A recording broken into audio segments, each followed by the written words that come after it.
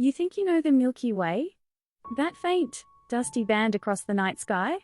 That's just the view from the backseat. We're inside it. We're on a tiny rock, orbiting a very average star, somewhere in the suburbs of this galaxy. For most of human history, that's all we knew.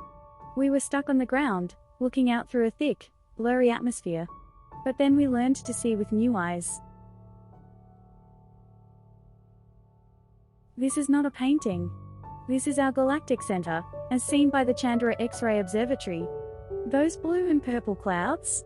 That's gas heated to millions of degrees by supernova explosions and the supermassive black hole at the heart of it all. It's chaos. It's violence on a scale we can barely comprehend. And over here, from the Spitzer Space Telescope, the infrared view. Suddenly, the dust that blocks our visible light becomes transparent. We see the nurseries. We see the glowing cradles where new stars are being born, hidden behind cosmic curtains. Switch to Hubble. Now we're looking at individual neighborhoods. Star clusters with hundreds of thousands of suns, bound together by gravity. Nebulae where elements forged in ancient stellar explosions are recycled into new planets, and potentially, new life. This is the legacy of the great observatories. Each telescope, a specialist. Chandra sees the high-energy universe, the hot and violent. Spitzer felt the warmth of the dust.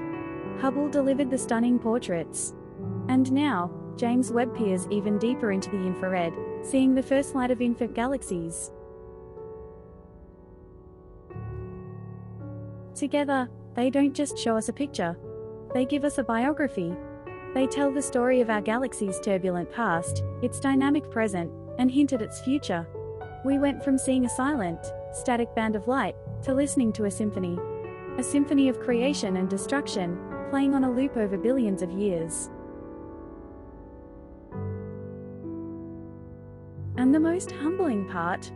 This magnificent structure, with its 100 billion stars, is just one of hundreds of billions of galaxies in the observable universe. So the next time you look up at that faint Milky Way, remember, you're not just looking at a pretty sight.